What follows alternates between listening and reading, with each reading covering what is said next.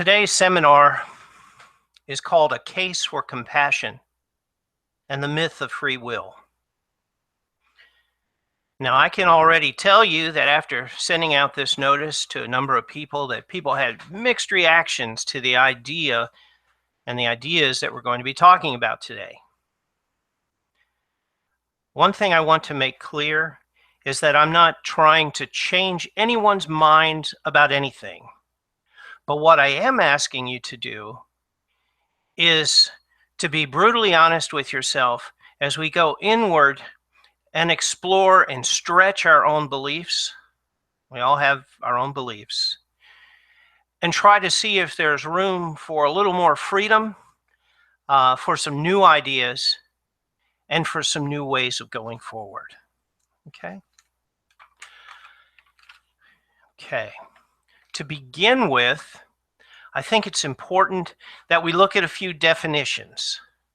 Those that know me know that I use spiritual terms often. We all do, but we all have different understandings of what those words mean. So I want to give you an idea of what I'm talking about if, for instance, I use the word God or divinity. Okay? Clearly, I'm not talking about some man up in the sky. And I take my cue actually from the Christian scriptures in the Bible that say God is love. Okay? It does not say God is loving, something that's often not pointed out. It says God is love. And to me, when we talk about God or divinity, we're talking about that perfect, absolute, unconditional love, which is not about an emotion, it's about a state of being. Okay? That perfect, unconditional, absolute love. Okay? So then we have to say, well, what's love? What's divine love? And of course, we think of love in many ways, in its human form. But I have a definition that I use when I'm talking about divine love, when I'm talking about divinity. Okay? For me, divine love is a state of perfect unity. Unity is what so many religions speak to and aspire to in their scriptures. It's the state of perfect unity where there's no separation within all of creation. Where what happens to you happens to me. Where what happens to the plants and the trees outside this room where I'm sitting also happens to me. Where we're connected in such a way that we are one. When we reach that state of understanding and belief, we're delving into the concept of divine love. Okay? That's demonstrated in many ways, but divine love is that state of perfect unity where there's no separation within all of creation. Next, we move on in the word spiritual. We use the word spiritual all the time. Spiritual classes, spiritual churches, spiritual temples, synagogues, whatever. In the Latin, Spiritus Sancti means sacred breath. Ruach from the Hebrew means the breath. Pneuma from the Greek means the breath. Okay. Prana means the breath, or we often say the energy. So what is that breath, if you will, that sacred breath? It is literally what connects us to each other and to life. It's what sustains us as we breathe in. It's what we share with each other as we share the air around us. And it's what connects us to the universe and to all of creation. So when I talk about what's spiritual, I'm talking about what connects us, once again, to our highest self, to each other, and indeed to the universe or to creation. Spiritual. So what does it mean to be sacred? It clearly does not mean to be religious. There may be religious events that are sacred, but sacred and religious are not synonymous. Okay? I'm sure many of you have walked into religious events and not had a sacred experience. Read a, quote, religious paper and been left with, let's just say, negative feelings, not sacred ones. So what is sacred? To me, sacred means any thought, any action, any experience that's filled or imbibed with divine love. Or we might say any thought, experience, or action that takes us to a place where there's no separation, where we become as one, where we move towards perfect unity. That then becomes sacred. Okay? So now we're on to exactly what we're talking about today. We're talking about compassion and free will. Now, compassion is a word that often gets thrown around as well. It means many things to many different people, certainly as free will does. So I've chosen a few things here that have a lot of meaning for me, definitions that I've found and or sayings that I've found about compassion that I want to share. The best of the definitions I found in dictionaries is that compassion is a feeling of deep empathy for others. It's accompanied by a strong desire to alleviate suffering. Okay? A deep empathy for others and a desire to alleviate suffering. That connection is compassion. Thomas Merton, just 2 hours before he died when he was in the Far East of an accident, wrote, he said in a speech, he said, the whole idea of compassion is based on a keen awareness of the interdependence of all these living beings, which are all part of one another and all involved in one another. Okay. Sounds a lot like divine love. And indeed, compassion is a reflection of divine love. Okay. Thomas Merton knew that. He understood that with his whole being. Compassion is a reflection of divine love. Okay? Free will. Free will is more difficult. And if you have your piece of paper there, I'm going to ask you to use it in a minute. I found this particular definition in Theopedia.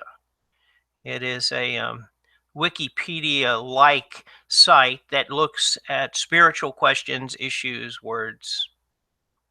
And for free will, they came up with the ability to make choices without prior prejudice, inclination, or disposition. Okay? So free will is a choice, a decision made without any prior knowledge, without the information from the past, without the encouragement of others. Free will is a decision that someone reaches with no prejudice, no inclination, and no disposition. Now, I unashamedly will tell you that we're going to look at a possible challenge to that definition today. Okay? What I'd like you to do right now, once again, is grab that piece of paper and pencil, and I want you to just think of what free will and compassion mean for you. Write it down. Maybe you've had some common thoughts about free will or about compassion. Write those down. And in a moment, we're going to look at some of the ones that I commonly hear, both as a healing practitioner and as a person in my community. Okay, so I'm going to give you about a minute. Go ahead and do that.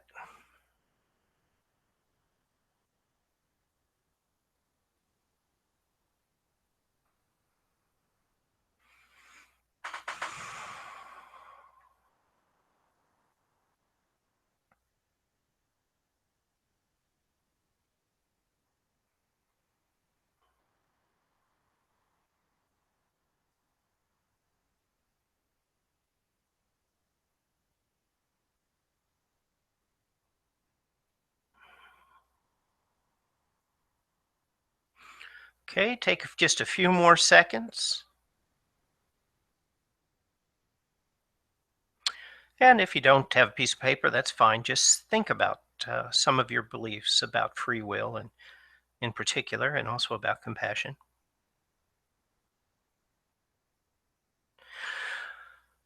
Okay, now I want you to take a moment, particularly around free will, and I want you to think about what you have been taught about the concept of free will and write those things down. Just take about 30 seconds here.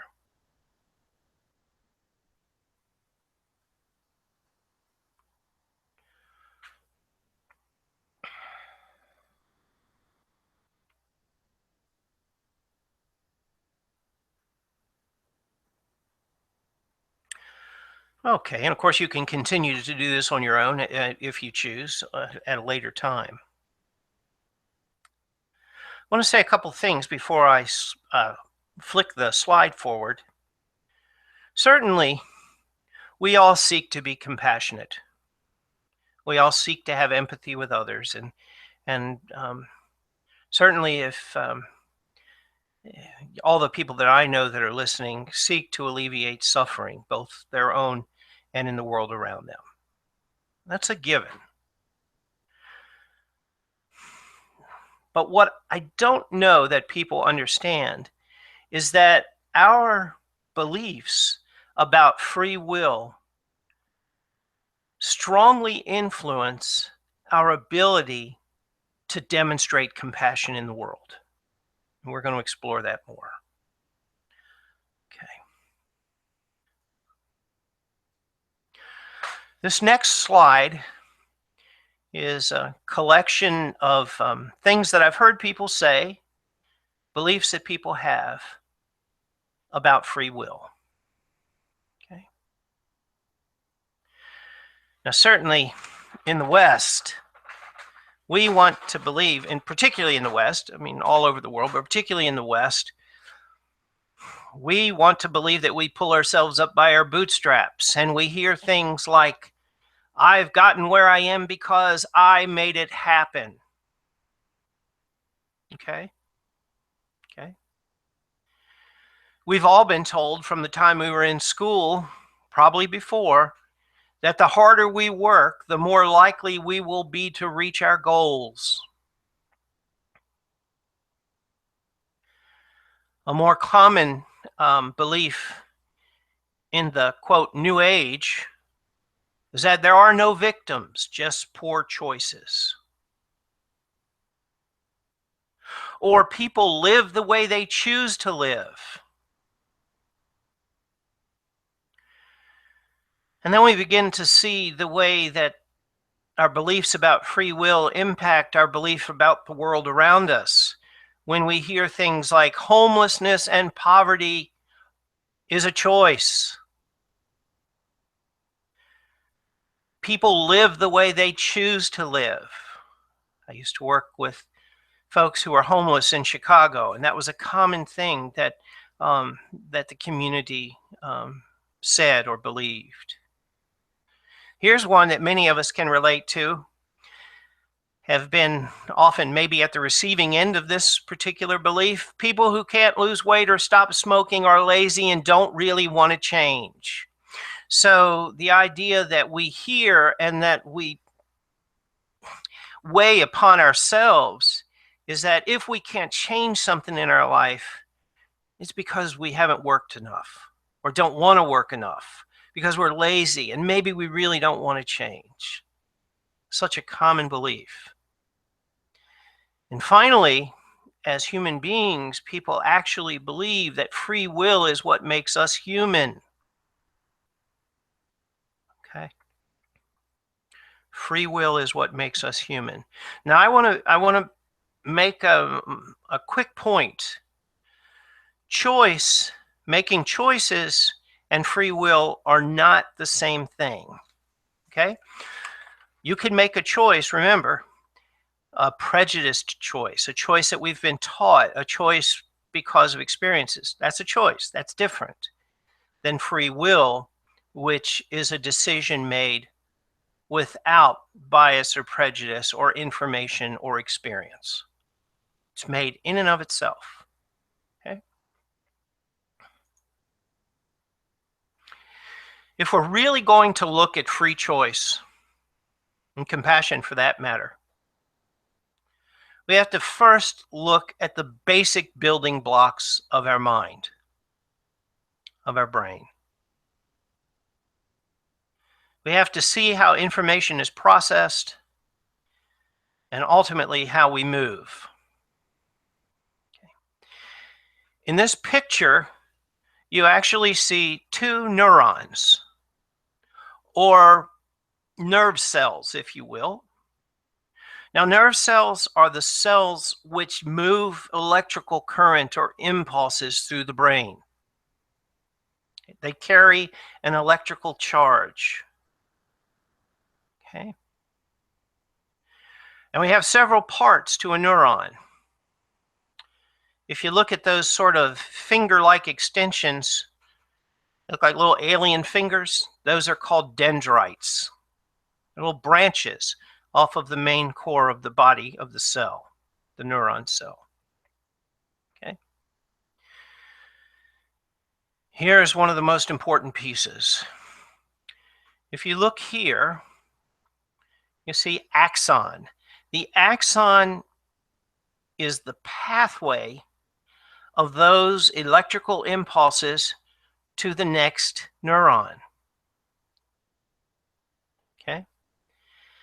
And each of these little yellow spots, you see them up here,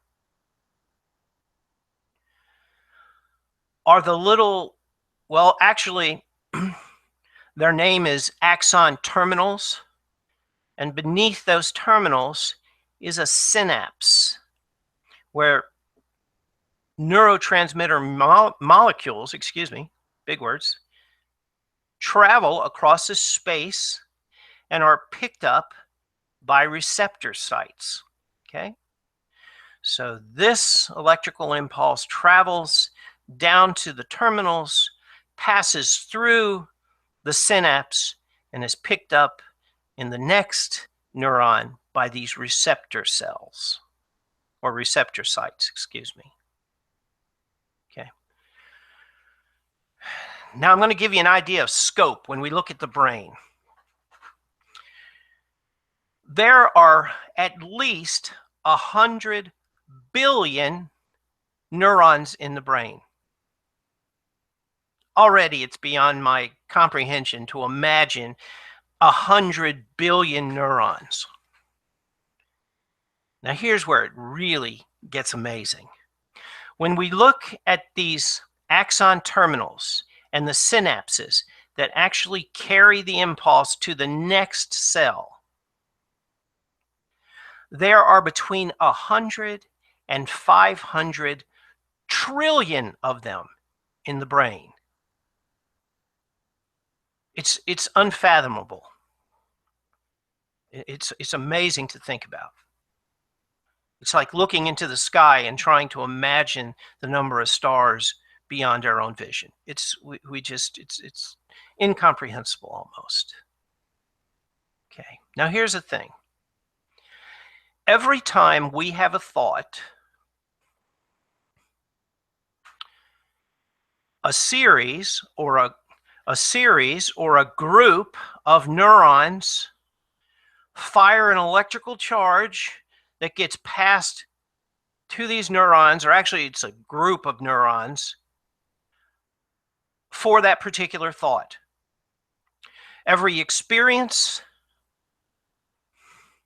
creates a new set of neurons, a new set of axons, a new set of electrical impulses.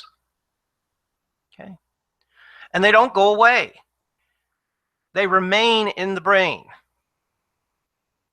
Okay, now listen to this very carefully, because this is the important part. The more often we have a similar thought or experience that fires this system that's already here, the old neural pathways, this axon becomes bigger. It's covered in a sheath called a myelin sheath, and that sheath gets thicker and larger until that axon grows and grows and grows with each use. And not only does it get bigger, but it carries more current. It carries more power. The thought or experience has a greater impact on the brain. Okay? And if you look down here at these terminals and at the synapse, the space becomes smaller. The terminal ends become greater.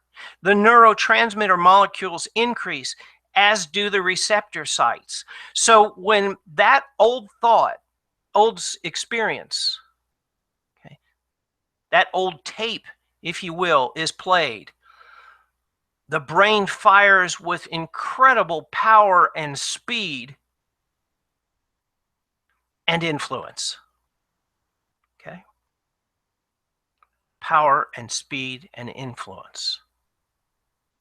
Now, we're going to get more into this later, but the truth is that remains. It's like a groove in your brain. It stays. It never changes. But it can be overridden. But it can only be overridden by something more powerful, more heavily charged than the neural pathways that are already there. Okay? So simply telling yourself not to do something, oh, eat less, is a poor way to impact this neural pathway which is already there. Okay? We want to say that if we have greater willpower, we can do it. Well, while I think that's true, we only get greater willpower if we rewrite this script with new, more powerful pathways. And the measure of our will is the measure of that transition from old pathway to more powerful new one. It doesn't happen in a vacuum. It happens through experience. Okay. Now, if we were living in 1940 or 1950, scientists believe that this possibility of rewriting these neural pathways, or overriding them, not really rewriting them, but overriding them, was impossible. They believed that in early childhood, our brain was fully developed. These pathways were fully developed. Okay. It wasn't until in the 60s, 70s, and finally in the 90s that the concept of neuroplasticity, in other words, the idea that our brain can create new, more elastic neural pathways that override the old, that wasn't finally agreed upon as true and as possible until the 90s, when they could chart in some of these neural pathways. Okay, so the idea of being able to change the old, and to science that meant before you were 4 years ago, but being able to change any of those things, that's relatively new. Relatively new. And if you go on the internet today, you'll find many, many things about neuroplasticity. Okay? And I invite you to read more about that and if you'd like. Now, I want to give you this is a picture, by the way, of a tributary leading into Huntington Beach State Park in South Carolina, where I live. I don't live in Huntington Beach, I live in South Carolina. It's a picture of a river that flows ultimately into the ocean, and a small tributary that you'll see here on the side. And if this picture were a little better, just for fun, you'd recognize that which looks like a log, and that which looks like a log, and this are actually alligators. We're going to use them in a minute. Okay. All right. A river, or the way water flows, is a perfect example in the natural world of what we were talking about a moment ago when we looked at neural pathways and the way they're created. Okay? The water flows in one direction. Over time, you see the bank of the river here, the bank of the tributaries. They've tried to put stones so that the bank would not get any larger. But over time, with the flow of that water, that pathway, that river becomes larger. It carries more water in the same way that the axon carries more of an electrical charge. Okay. You can see here a low part where that sandy piece is being eroded away, and likewise under this pier. And some point will be gone, and this will be made even stronger, even stronger. Now, I mentioned the alligators, and partly in fun, but partly out of earnest. There are things that can change the flow of this water or create a new, stronger flow. Now, we can put things into the water, like a thought. We can go, I want to lose weight. You can say an affirmation. I'm beautiful, and I'm already beautiful. You can say that already. I'm already beautiful. I'm already beautiful. I'm already beautiful. You can say that in a mirror 1,000 times, but they're like it's like a little alligator in the water. It's probably not going to change the course of flow. It probably is not. In fact, sometimes when we hear things, we're going to talk more about this, but when we hear something that is not a part of the information that we hold in our brain tries like mad, fires all these powerful pathways to prove, if you will, that that's not true. Okay? That's not true. And I promise you that anything that occurs along the bank, any small, more or less rain, whatever, this river is powerful enough to find a way to continue flowing. About the only thing you could do is build a dam, cut a larger pathway through this forested area, or possibly through this area, something monumental to change the flow and the course of this water. Just like something monumental has to occur in the brain to override a part of the neural pathways. Okay? So it can change, but it's not going to change just because you say I want it to. Okay? It just won't. You have to have experiences that are powerful enough and charged enough so that your brain begins to reroute itself and your actions can slowly begin to change. Okay? All right. Now, our conscious mind attempts to rationalize, attempts to make sense of our experience. It's what we often say, but don't do. So, I can't tell you the number of times I've said, I'm going to lose weight. Um, I'm determined. My will is up, but I'm not successful. Or I am for a period of time, and then that changes. Millions of people have said those same words. Okay? So our conscious mind encourages us to say certain things, but our actions are different. The subconscious is actually the gatekeeper to our thoughts and our actions. Okay? The subconscious is like a perfect computer. It is indeed the mainframe computer where every neural pathway, every firing, every experience is stored and documented and categorized. Okay? Every piece of data is stored in the subconscious. And the subconscious is what primarily, I know this is contrary to what a lot of people believe, but that subconscious and that inner computer, that collection of experiences, is what gives us what I call a palette of possibilities.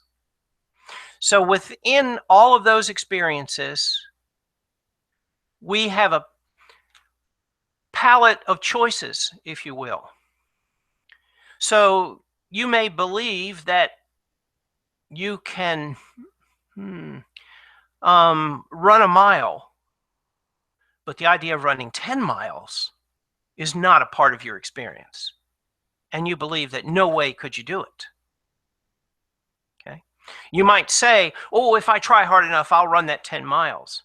But that pseudo will is not going to get you there. Okay? Something else is. And we'll talk about what that is. Okay?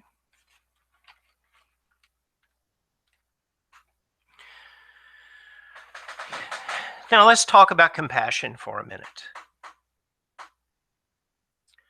We've talked about the way the brain works. And if, in fact, our brain, which creates these neural pathways, feeds the information into the perfect computer that we call the subconscious, doesn't that lead us to a place of compassion for others, regardless of their actions? I worked with many abused children in my life. Some of them were violent to others or to themselves. Some of them had a hard time crying. Some of them had a hard time receiving any closeness or affection. As adults, some of them became abusers themselves. And while our legal system has a cutoff point of 18 for compassion, and we switch more clearly to punishment, the truth is that our actions at 80 or at 18 or at 8 is a result of our subconscious and the experiences that created the neural pathways that have created our brains. Okay. Now, that doesn't mean everything is hopeless. Please understand, I'm not saying that there's no way to change any of this. But what I am saying is that when you understand the way the brain works and the workings of the subconscious, you begin to understand that, as I say, nothing happens in a vacuum, and every action has a story. And I can hear the people saying, well, I had a bad childhood and my parents beat me, but I didn't turn out that way. That's wonderful if that's been your experience. But what I want to remind you of is somewhere along the way, you had an experience of kindness. Somewhere along the way, you found positive ways to protect yourself. Somewhere along the way, you had the experience which enabled you to separate the violence perpetrated on you from your parents, maybe, from who you are and what you want to believe. It could have happened in prayer. It could have happened in a synagogue. It could have happened on the streets. It could have happened when giving a homeless person a quarter and them saying, God bless you, and being moved. That sort of things happened to me hundreds of times. But I promise you that you didn't get there on your own. Okay? Every action that we have is a result of the experiences that we've had in our life and the pathways that get created in the brain as a result.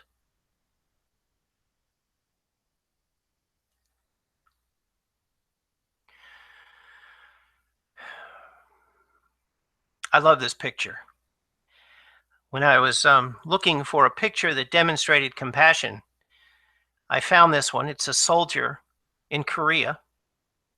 Would have been in the 50s, in 1950s, who had, the story goes, the story that accompanied the photo is that he'd found this little kitten and who had been estranged from its mother. I think the mother had been killed. And he picked it up and chose to show it compassion and to feed it. It looks like he's feeding it with a dropper. Okay. When I saw this, the picture moved me to tears. All right. Maybe it moves you as well.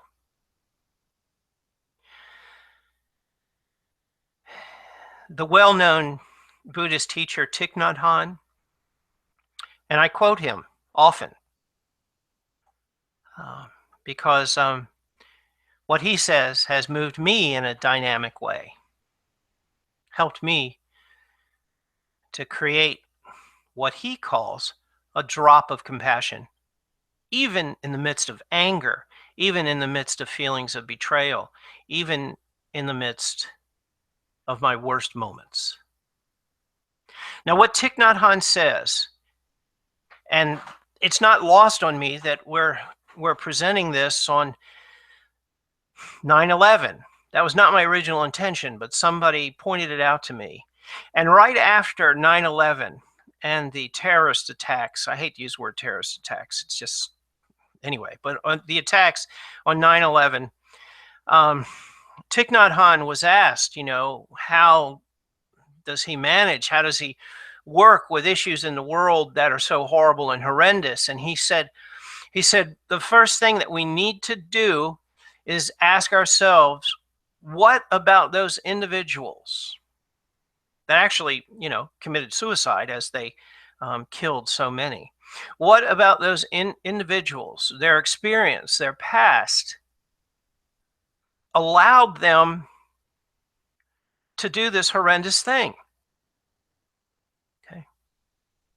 And I might add, what was it about the neural pathways in their brain that were so empowered with hatred that they could murder so many who were innocent? What was it about their experience that created that subconscious within them that they could commit such a heinous crime against humanity? Okay. Now, that's such an extreme example. But when we begin to see all actions originating from the subconscious and from the experiences of our past, and by the way, for those who believe in other lifetimes, those experiences are not just in this life, they're from lifetimes past. When we begin to see that that's the way we make decisions, we may feel like we're making a choice, but we're only making it from the palette of possibilities that we've created in our subconscious, in our brain. That's it. They don't come from any place else. And if you're there and you're saying, but sometimes they come from God, you're right. Sometimes we have an experience in meditation, in prayer, in the midst of divinity, in the midst of divine love that moves and changes us and changes our life. And that's true. But that too is a life altering experience. Okay? So when you begin to understand that, we truly have a harder time pointing fingers of blame when we realize everyone does have a story and nothing, no matter how horrible or how great, occurred in a vacuum.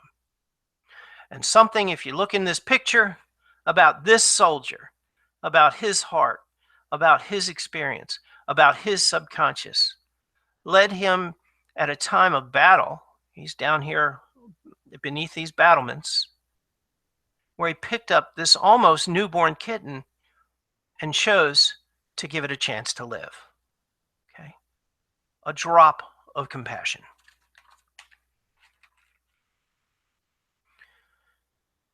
Okay. Now we're going to switch out of the brain for a minute. Most of you know that that I'm an energy worker. I teach things like Reiki, sacred healing. I do energetic healing work with folks. I've done that for approaching 20 years. I've worked with hundreds of people in thousands of sessions.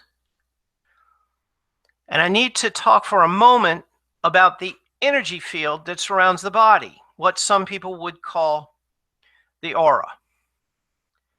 We need to switch gears and look at this for a minute as well, because there's a strong connection when we begin to find ways to create new pathways, okay? 3 ways that negative experiences impact the human energetic body. All right, you have an experience that you feel is negative, or that is negative. We don't even like to use the word negative, but let's face it. If somebody comes up and hits you, it doesn't feel very good. So negative experiences, stuff that comes at you from outside of you, they leave an impact within the energetic body. Now, I can best describe this by giving you an example. When I work, once again, often with children or with adults who have been abused as children, and I move my hand above their heart center. I'm not looking at their physical heart, I'm looking at that energetic heart, okay? When I do that, my hand either directly on the body or inches or feet away, I often feel what feels like a breeze escaping from that center, from that area. It literally feels on my hand like a breeze moving from that area. It's like energy is being lost. It's like you have a tire and somebody has stuck a hole in the inner tube, and the energy, the air that keeps that tire inflated is just flowing out. Okay. Okay. That's the actual wound or impact when we have a negative experience that comes to us from outside of ourselves. Now, much like when a meteor or something crashes to the earth, painful experiences leave remnants of that energy that came to us in that invasive experience. So that meteor, if you use that as the analogy, that meteor that smashes into the earth might be splintered into millions of pieces, but still there's probably a crater on in the ground, and pieces of that meteor stay there. Okay. Pieces of the energetic experience remain in the energetic body as well. Okay. Now, here's the most challenging piece when we experience something negative. Okay. In addition to the wound, in addition to the remnants of the energy, I call it the energy signature of whatever it was that we experienced,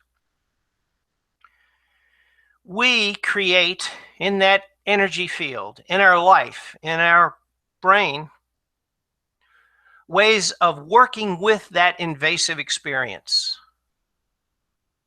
of ways of negotiating that experience, of ways of moving through it. Okay. For instance, one of the things that men often do is they sort of build a hard, steel-like wall in front of their heart. You know, everybody talks about guys not wanting to share their feelings and whatnot. Well, this is one of the reasons one of the ways that they've managed the pain and hard experiences of their life so that they don't show that pain is to build a wall in front of your heart. Okay. Another thing that people do, if somebody has been hurt, if they've sort of been brutalized in some way, they might become very silent. They might want to be unseen. They might hide away in their apartment or wherever so that others don't have an opportunity to hurt them again. How many people shy away from potential loving relationships because they don't want to risk being hurt again? So energetically, that energy field, that aura around the body changes at certain locations, particularly around the heart, so that it can manage and preferably avoid similar situations in the future. Okay. So we have the wound, we have the remnants that are left over, and we have what we create to manage that difficult experience. Okay. All right.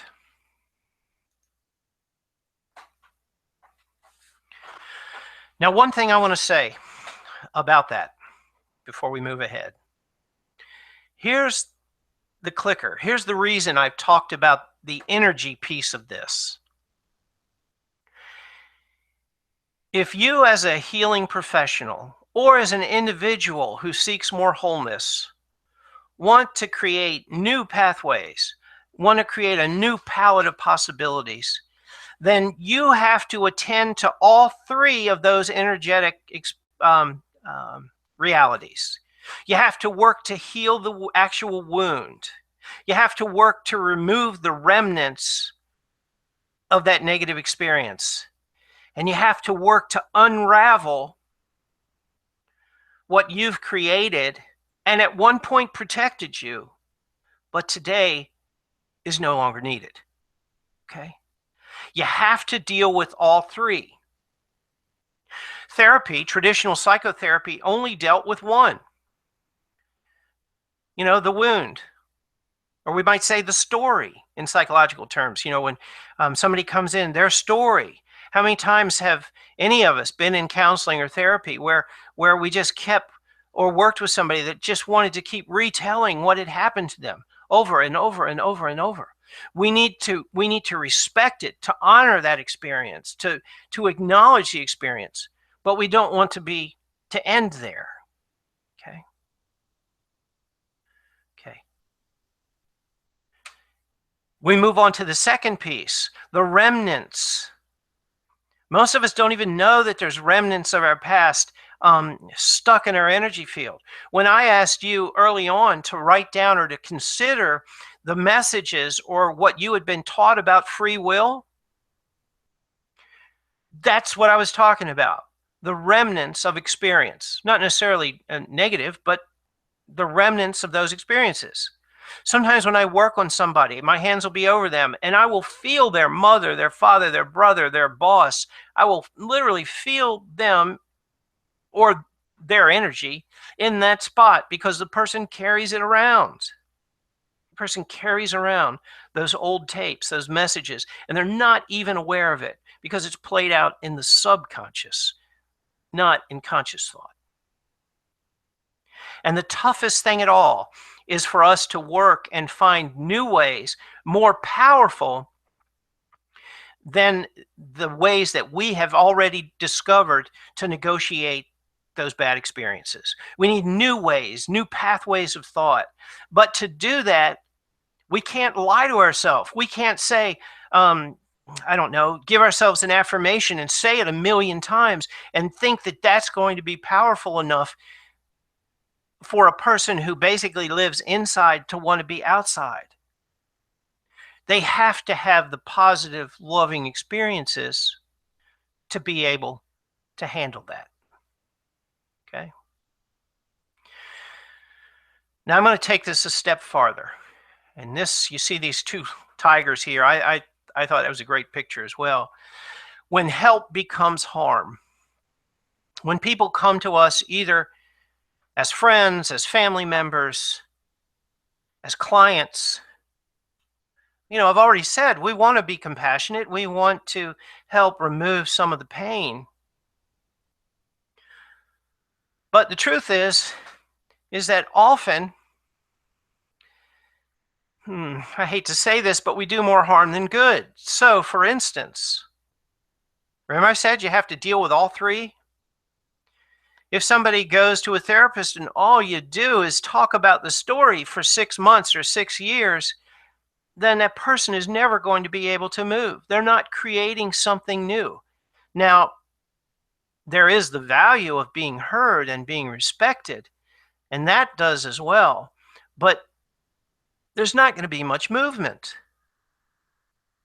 If we don't deal with, once again, the second and third pieces as well, we're just going to be stuck. In the new age where people believe that we create everything, and I'm not talking about a spiritual reality that possibly happens before we're born, but in this life where people say, well, we create everything. There's no victims. There's just bad decisions or bad choices or poor choices. What a horrible thing to somebody. That denies the actual wound. And when somebody's in a place of pain and distress, to say something like that is just the most horrible slap in the face, because it says your pain is not real. And trust me, their pain is real. It's carved out in their very brain. Carved out in their very brain. Okay. And if you come in and you say, okay, I'm going to show you a better way to do this, do this behavioral thing, do this, you got an angel on your shoulder, you got whatever. Not that any of those things are bad, but if you come into that same person and you say that while denying the wound, don't acknowledge it, don't show that respect of the experience and the pain. If you don't spend time trying to gently remove the remnants of those hurtful experiences, and you just focus on trying to get somebody to have a different response or a different belief, wow, you are just going to create so much anxiety in that person, because once again, their brain is going to be going, no, no, no, no, no, no, no. You don't get it. You didn't hear me. You don't know what's going on inside of me.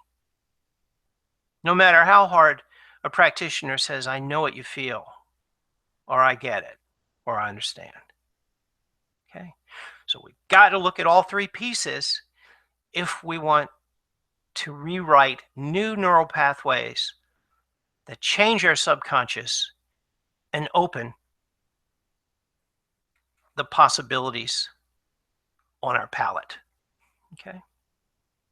We've got to do away with concepts like, oh, that person's being resistant, or that person's in denial, or they don't want to change. All of those really beliefs that come out of that belief in free will. Okay? When we say those things, we're demonstrating our limited palette. We're not demonstrating the limits of the person we're working with. We're putting a salve on our egos. We're not showing respect. We're certainly not creating a place of divine love. Okay?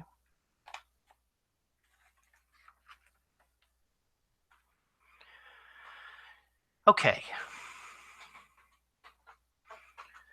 So I've talked about this. To be honest, I've called into question that whole concept of free will, because it's not free. It's dependent on our experience. So how then do we change the palette of possibilities that we hold, or the possibilities for the person who we seek to support and to help and to assist? Okay. The most powerful experience is the experience of divine love. Now, I want you to know that everything that I'm saying here, I'm aware that I'm speaking more to your subconscious than to your conscious mind. I'm aware that the pictures that I choose, hopefully that the feelings that you take away, are ones that demonstrate respect, some openness, and even a generous heart. I hope that you have that experience, because I'm infinitely aware that divine love, when we experience it, when we just touch it, is not only life affirming, but life altering. It's the most powerful,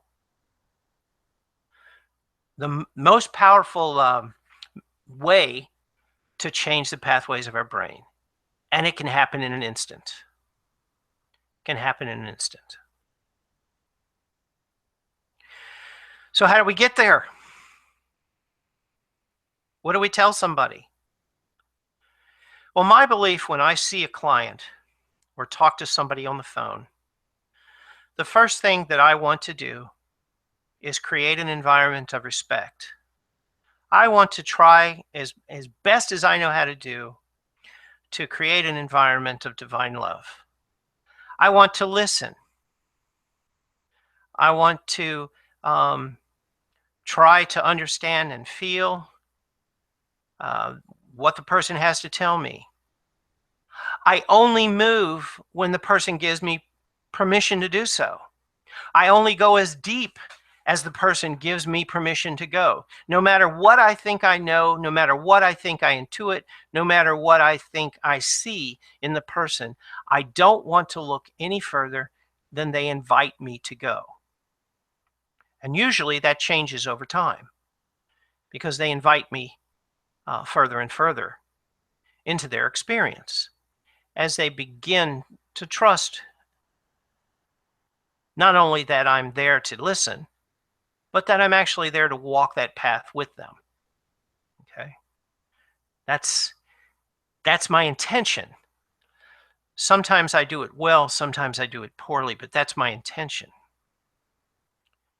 Okay? One of the things that we all need to do, that we all need to suggest for those we work with, is for them to find new ways to have a new set of experiences, a set of positive experiences. Okay? I encourage people to spend time with those who look out for their best interest, to spend time with people who are respectful, to spend time with folks who are spiritual. Once again, in the way that I've spoken about, not religious. That's not what I mean. Although you may belong to a church or temple or synagogue or mosque that has a wonderful community, a wonderful sense of its spirituality, of its connectedness, of its unity. And if you do, you are fortunate, and spend as much time as you possibly can there. Okay. Sometimes I encourage people to be in nature. You'll see on this this one photo, the picture of the flower there, or the boat on the cypress swamp up in the right-hand corner. Okay? When I'm in those situations, it removes me from many of the human experiences I've had. And when I look to the beauty and to the rhythm and the balance and the invitation for me to be present, it moves me. It moves me. So I encourage that for others. I encourage that for others. And I want to point out that these things that I'm saying, that I'm suggesting, that I'm offering, every major religion, either in their scriptures or in their writings, speak about aligning yourself with, quote, spiritual people. I might change that a little to saying align yourself with those people who can demonstrate divine love and who have created new palettes of possibilities for themselves that are attractive to you. Okay.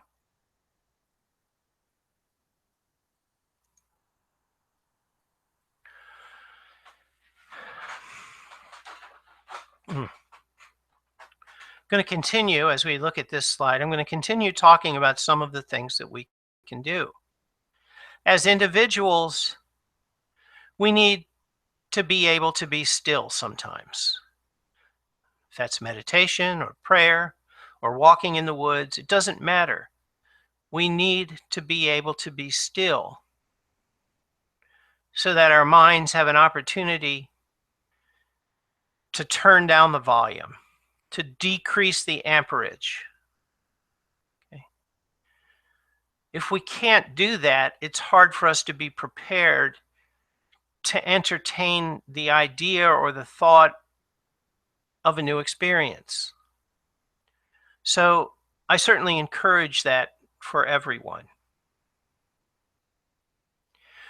We need to see our life as more than our work, but as every experience we have in the world around us. When I look at this page, Towards a New Spirituality of Compassion, I look at those children and see them. They're all excited to be reading whatever they're reading. And I assume maybe they're in a class or a school. And together, it looks like they're experiencing real joy. Okay. Children are really important to me, both in my personal life and in my practice. There are many children that live around me, many children I have in my own family. And my belief is that every word, every touch, every thought that passes between them and myself is a new way of being for them. If I can demonstrate love to them in a respectful, safe, honest, truthful way, then they're laying the foundation for an immense palette of possibilities. Because hopefully, even though, I always say I'm kind of a rusty reflection of that divine love, hopefully that spark will stay with them. And one of the things we do know is that while experiences change in the brain and that neuroplasticity is real, those very early experiences do create pathways that tend to have the greater power. So the early experiences we have a tremendous experience with a tremendous impact on our life and on our brain. So every interaction I have with a child, with a neighbor, with the person at the grocery store or at the gas station, I want it to be positive. I want it to be positive for me. I want it to be positive for them. I want it to be more than just a simple transaction, a financial transaction. I want it to be a transaction of respect, a transaction of listening, a transaction of love. Okay? That's what I want.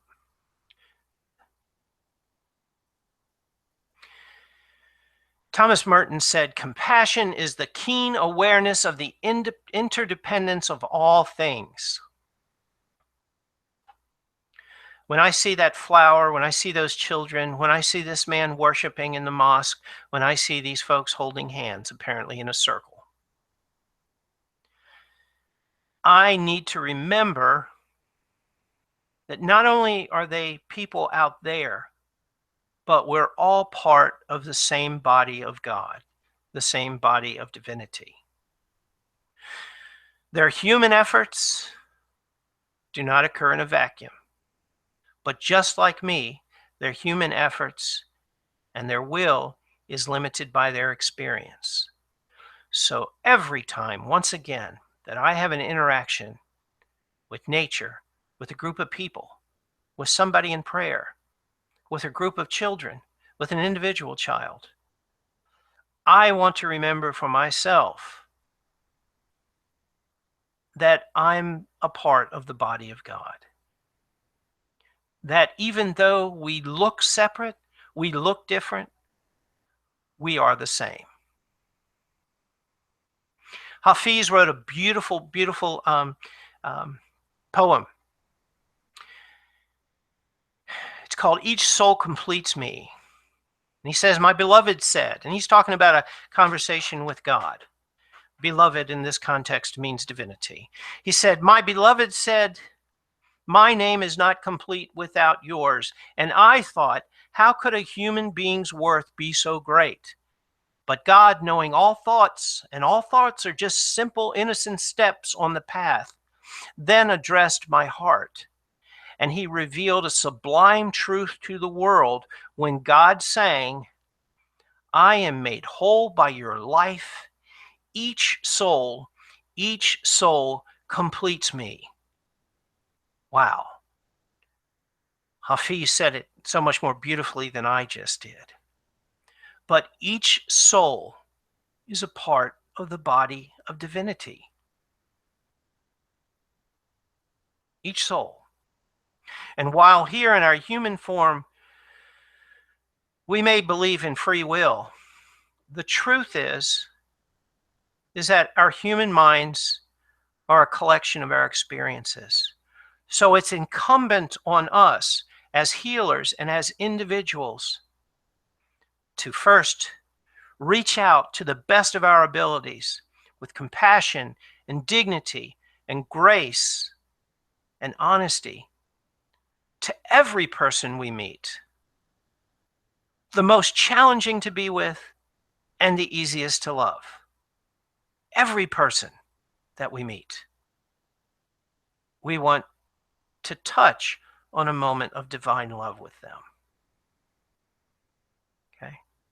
And for ourselves and for others who we might counsel, we want to encourage them to reach out to the places, to the people, to the events, to the experiences where they can have new experiences, create new, more powerful, more loving neural pathways that move to the place of a new computer, a new subconscious that creates an abundant, joyful, and powerful palette of possibilities.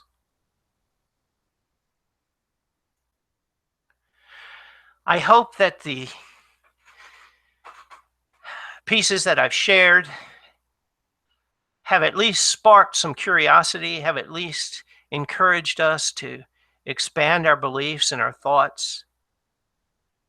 And that as we leave here today, that at the very least, that we'll all agree to hold a like intention of a desire to be more compassionate, more loving, more wise, as it moves us to a place of perfect unity. So blessings all around you. Thank you for attending. Keep up the good work, and we'll meet again soon.